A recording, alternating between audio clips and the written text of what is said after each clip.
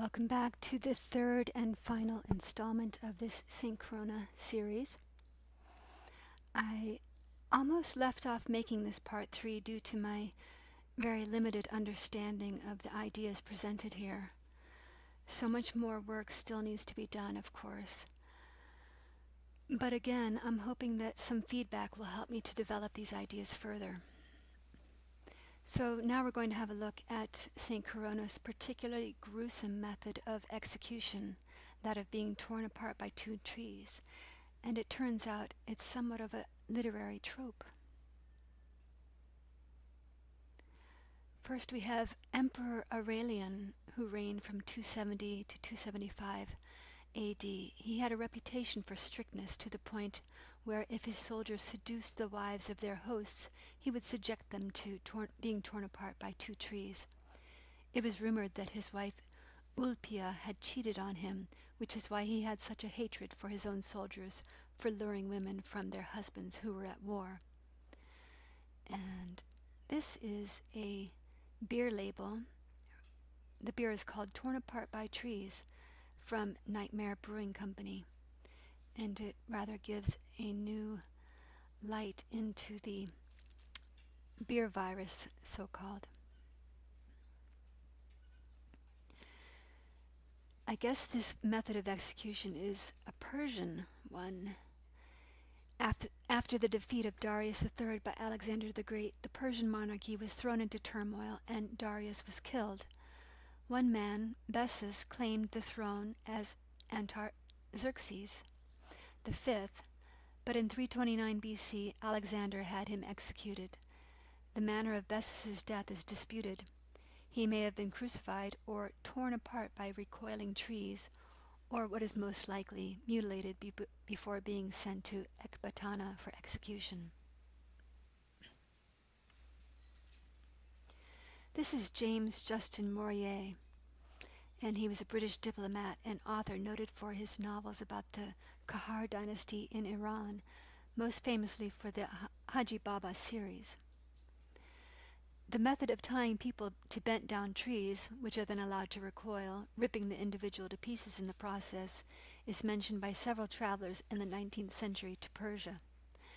The British diplomat James Justin Morier traveled to a special envoy to the Shah in 1808, and Morier writes the following concerning the prevailing criminal justice. For the king never pardons theft and orders a convicted thief to be executed instantly. The mode is as follows. Two young trees are by main strength brought together at their summits, and there fastened with cords together. The culprit is then brought out, and his legs are tied with ropes, which are again carried up and fixed to the top of the trees. The cords that force the trees together are then cut, and in the elasticity and power of this spring, the body of the thief is torn asunder, and left to thus hang divided on each separate tree. The inflexibility of the king on this point has given to the roads a security which in former times was little known. Here is the Lion of Judah in Iran. Morier was the son of Isaac Morier, and he is a Swiss-born merchant, educated in London, and he became an agent of the East India Company, and he died from the plague in Constantinople. This is the Levant Company, which is an English chartered company formed in 1592 by Elizabeth I, and approved in its initial charter on September 11th, 1592, when the Venice Company and the Turkey Company merged. It regulated the English trade with the Ottoman Empire and the Levant. They were called Turkey merchants, so these are white men going native. This is the Levant. It includes Damascus and Syria, all areas of St. Corona.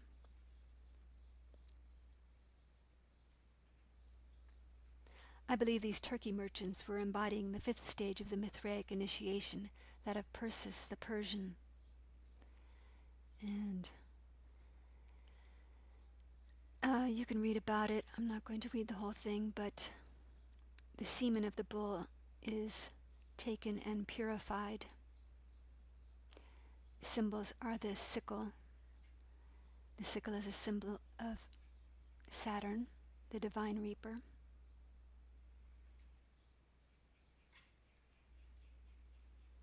Again, September 11th. Why is that so important? It's very important to the city of Zurich, the financial center of Switzerland, because their patron saints, Felix and Regula, have their feast day on September 11th. See, Felix and Regula were members of the Theban Legion under Saint Maurice, who came from Egypt. They were a legion of Christian soldiers. They were stationed in the canton of Valais, Switzerland. When the legion was to be executed in 286, they fled, reaching Zurich before they were caught, tried, and executed. After decapitation, they miraculously stood on their feet and picked up their own heads, walked 40 paces uphill, and prayed before lying down in death. They were buried on the spot where they lay down, on the hilltop, which would become the site of the Grossmünster Church. In the Coptic calendar of Alexandria, Egypt, the first day of the year is Thoth 1, or September 11th in the Gregorian calendar. Zurich is among the world's largest financial centers despite having a relatively small population. Most Swiss banks have their headquarters in Zurich. And the irony is, I was in Zurich on September 11th, 2001. We also find this form of dismemberment in the Theseus cycle of Greek mythology, in the character of Sinis, the pine bender, or Pitiocamptes. And palm trees and pine trees are both evergreens.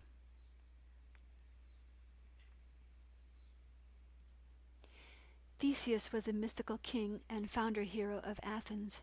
He's most famous for the slaying of the Minotaur. His mother, Aethra, slept with Aegeus, the goat man, and Poseidon in the same night, giving Theseus both a divine and mortal nature. After retrieving his father's sandals and sword from under a rock, he set off from Troezen to Athens to claim his birthright. He follows the dangerous path around the Saronic Gulf, where he encounters a string of 6 entrances to the underworld, each guarded by a chthonic enemy, or spirit of the underworld. The Saronic Gulf is a string of 6 entrances to the underworld, each guarded by a chthonic enemy in the shape of a thief or a bandit, named for the mythological king Sauron of Troezen.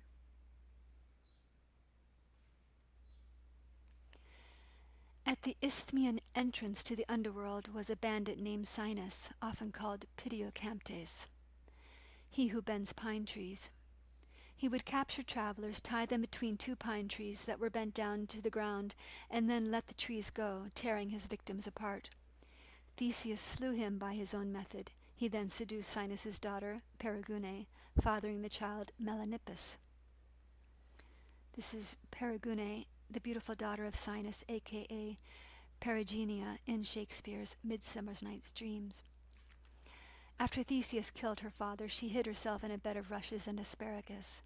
Theseus rapes her. She later bore Theseus's first male heir, Melanippus, who became the ancestor of the Ioxids of Caria.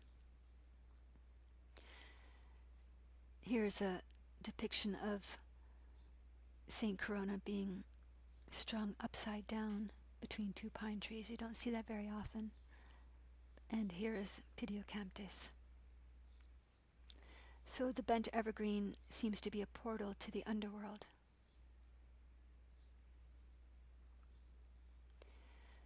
Sinis was called the Isthmian bandit. The word isthmus comes from the ancient Greek word for neck and refers to the narrowness of the land. So here is the isthmus and the canal.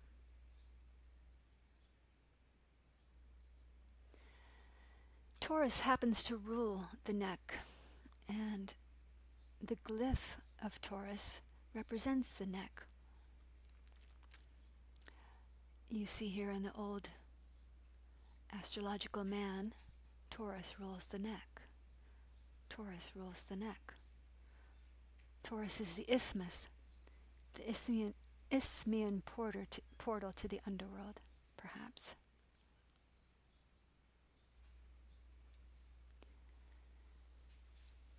This is the Hyades within Taurus, and we also have the hyoid bone in our neck.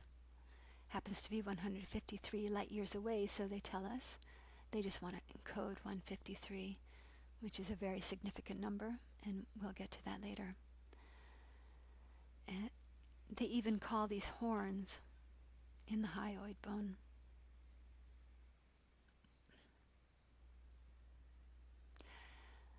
It reminded me of the canton Uri in Switzerland. So I drew it up, and I had some more information about Uri. And I found this. Orion was born when the three gods Zeus, Poseidon, and Hermes urinated on a bull hide and buried it in the earth to provide King Hyrieus with a son. The boy was named Orion after the urine, but was also known by the name Candaon. Here's Orion. It just made me think that it probably has to do with the steroids in the urine. And Mithras is always with the bull. Here's the androgynous Mithra. The nymphus, the male bride stage of Mithras, the second stage of initiation. And sure enough, there are urinary steroids from the bull, and also the sperm of the bull. And you see in the tauroctony of Mithras, there's always a scorpion stinging the testicles of the bull. It's called trenbolone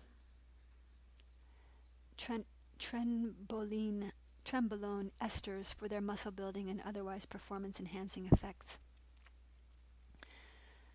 I think this cult of Mithras has a lot to do with the transgender agenda. You have the 6 and the 5, the 6 and the 5, and even the coat of arms, the 6 and the 5 stars, the 6-pointed stars. It's the 4 red giants of the Hyades with Aldebaran.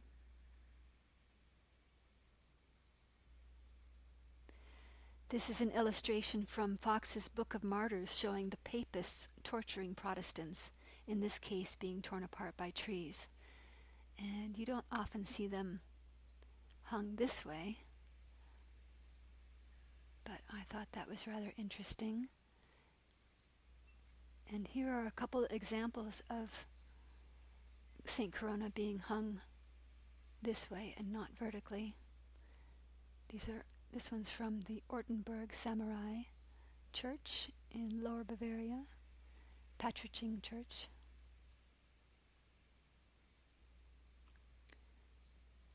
Another painting of St. Corona from Staudach, Lower Bavaria.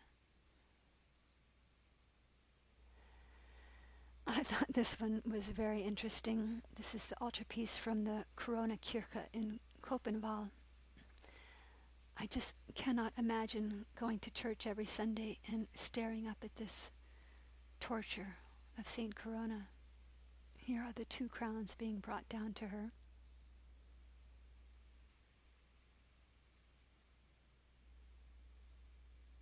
This is a rather glorious picture of St. Corona in the Oberndorf district. Altenkirchen altar.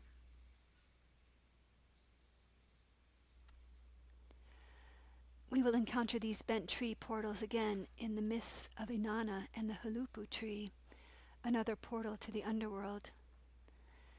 The Hulupu tree is the home to the Anzu bird, and Anzu in Feltre, Italy is one of the homes of Corona's relics. We'll have to get to that in a later video. There's another bent palm tree, or the Irminsul. This is in the Externstein relief, a medieval depiction of the descent of the cross. Nicodemus stands on a bent palm tree as he helps lower Jesus from the crucifix. The Irminsul is the Old Saxon great pillar, was a sacred pillar-like object in the Germanic paganism of the Saxons. It was destroyed by Charlemagne during the Saxon Wars. Excuse me.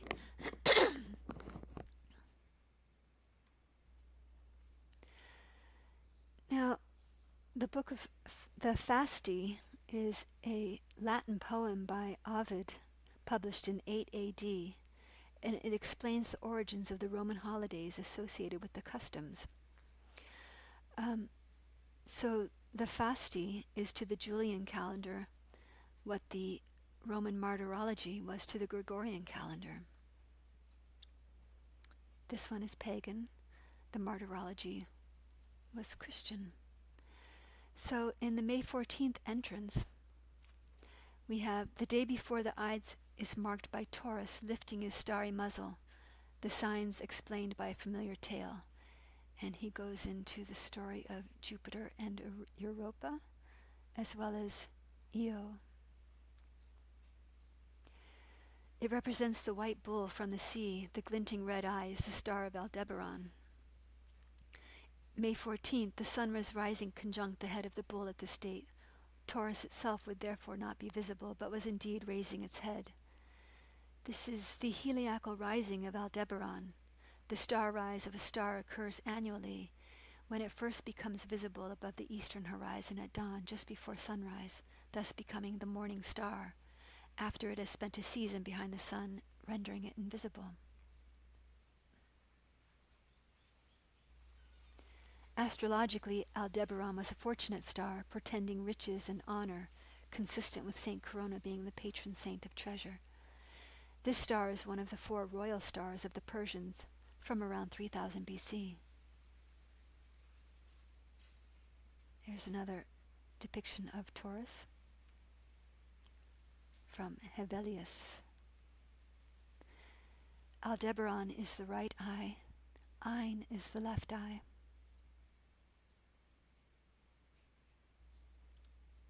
These are the 4 Persian royal stars, and they represent the fixed cross of astrology.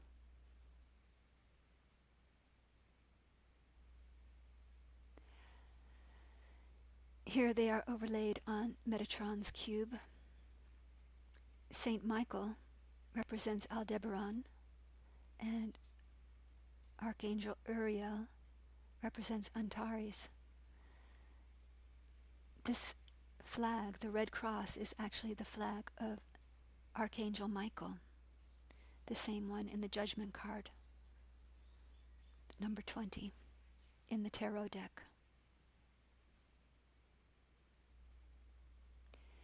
Here is Aldebaran and Antares. Aldebaran representing spring equinox, and autumn equinox is represented by Antares. This is Cautes and Counterpartes from the Tauroctony of Mithras. Here they are down here. So Aldebaran is God's eye with the corona, the eye of revelation, the portal to the mysteries of the mind. And Antares would be the star of anger, pride, and revenge, the portal to the mysteries of the heart.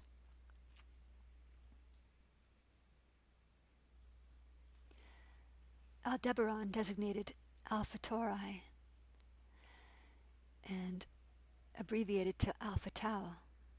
It is the brightest star in Taurus, and generally the 14th brightest star in the night sky. The 14 again. Alpha Tauri, or Alpha Tau, is the Alpha and the Omega. I am the first and the last, and beside me there is no God.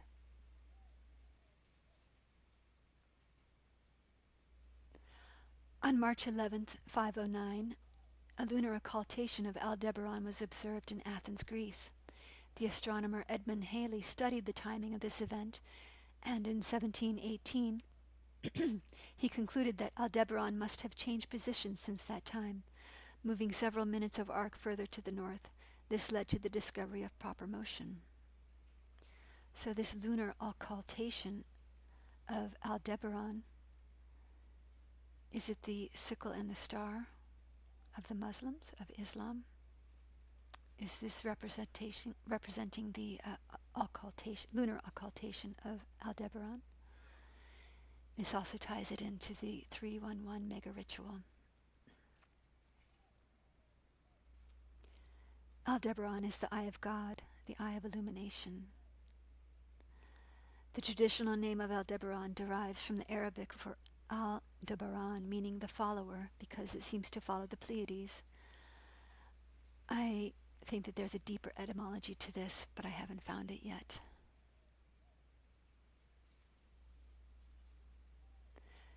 "4,500 years ago, the location of the equinox was in the middle of the Golden Gate of the ecliptic.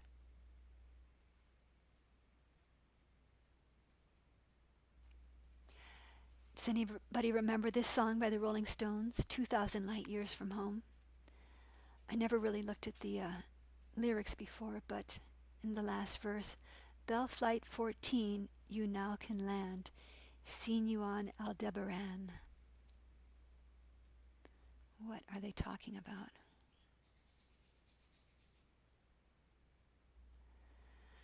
Axel Stoll was a far-right, esoteric German geophysicist and conspiracy theorist. He thought that the Aryan race actually are aliens from the star Aldebaran, and that the Earth is a jail planet for those who did wrong. In his opinion, all races are fighting for superiority. I don't know anything about this person, but I thought that was rather interesting, and everything I saw about him was in German, so I don't really know exactly what he's saying. The May 14th entry in book 5 of the Fasti continues. "On this day, too, the Vestals throw effigies made of rushes in the form of old men from the Oak Bridge. When the land was Saturnia, Jove prophetically said something like this: 'Throw 2 people into the Tuscan River as a sacrifice to the sickle-bearing ancient.'" Ovid is directly talking to the river Tiber, who is crowned in reeds, and he explains what exactly is happening. "I saw this place when it was grassland without walls. Cattle were scattered, grazing on either bank, and Tiber, whom the nations know and fear, were disregarded then even by the cattle. Arcadian Evander is often named to you. A stranger, he churned my waters with his oars. Hercules came here too, with a crowd of Greeks. My name was Albula then, if I remember true. Evander, hero from Palantium, received him warmly, and Cacus had the punishment he deserved. The victor left, taking the cattle, his plunder from Erythea, with him, but his friends refused to go any further. Most of them had come from the deserted Argos. They established their hopes in houses on our hills, yet sweet love for their native land often stirred them. One of them, in dying, gave this brief command: 'Throw me into the river Tiber that carried by Tiber's waves my spiritless dust might journey to the Inachian shore.'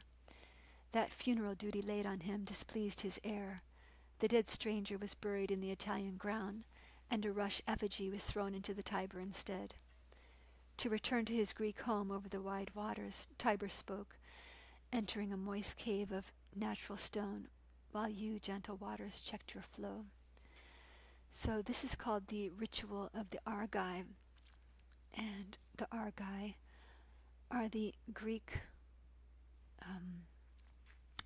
who came with Hercules and Evander. Here is Hercules killing the fire-breathing Cacus, son of Vulcan, who'd stolen his cattle. It's ritual purification of the city and human sacrifice to Saturn, so May 14th is tied into this notion of human sacrifice.